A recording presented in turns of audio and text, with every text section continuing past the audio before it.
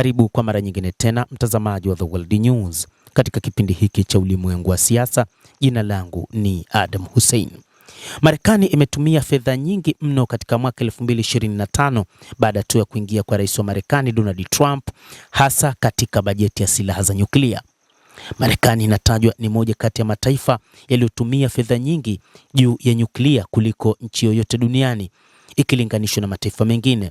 Shirika linalofuatilia bajeti ya silaha za nyuklia limesema kwamba Washington ilipanda hadi dola bilioni 12.4 kwa mwaka mmoja, kulingana na shirika hilo linalofahamika kama ICAN.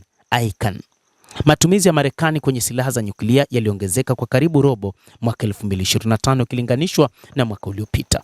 Kwa maana hiyo, Marekani imetengeneza silaha nyingi zaidi za nyuklia katika mwaka 2025 tangu kuingia kwa Rais Donald Trump. Katika ripoti, kampeni ya kimataifa ya kukomesha silaha za nyuklia, ICAN ilisema mataifa 9 duniani yenye silaha za nyuklia yalitumia karibu dola bilioni 119 kununua silaha zao mwaka uliopita, sawa na dola 3768 kila sekunde. Marekani imesalia kuwa mtumiaji mkubwa zaidi wa fedha, ikimwaga dola bilioni 69.2 kwenye ghala lake la silaha za nyuklia, zaidi ya mataifa mengine 8 kwa pamoja. Washington pia imerekodi ongezeko kubwa zaidi la kila mwaka, huku matumizi yakipanda kwa asilimia 22 mwaka hadi mwaka, au dola bilioni 12.4.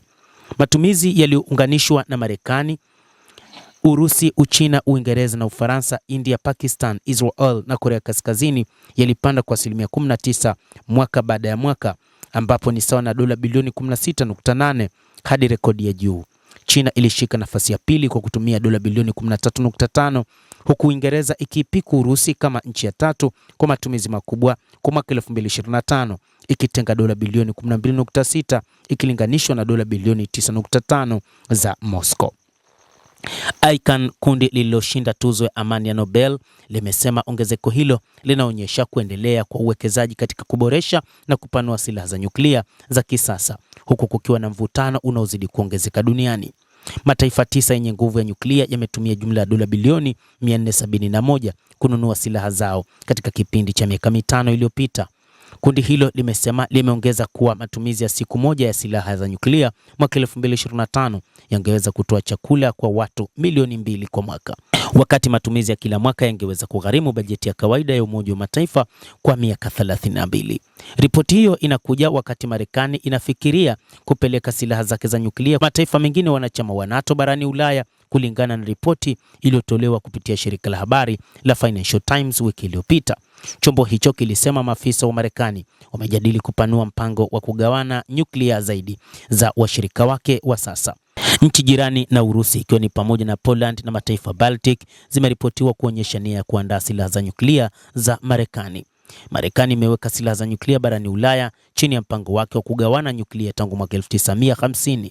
Mabomu ya nguvu ya uvutano ya B61 kwa sasa yanaaminika kutumwa nchini Ubelgiji, Ujerumani, Italia, Uholanzi na Uturuki, huku udhibiti wa silaha hizo ukisalia na Washington. Moscow imeonya kwamba upanuzi wowote zaidi wa miundombinu ya nyuklia ya NATO kuelekea mipaka ya Urusi utasababisha majibu. Na mapema balozi mkuu wa Urusi Andriy Belousov alisisitiza matakwa ya kwamba silaha zote za nyuklia za Marekani ziondolewe kutoka Ulaya na miundombinu inayosaidia kutumwa kwao ivunjwe mara moja, alisema. Mtazamaji, hayo ndio tuliokuwa nayo kwa sasa, na bila shaka nawe pia bado una nafasi ya kulike, una nafasi ya kucomment, kadhalika una nafasi ya kusubscribe channel hii ili upate habari hizi kwa mapana kupitia The World News. Naitwa Adam Hussein. Endelea kuwa nasi wakati wote, endelea kutufuatilia.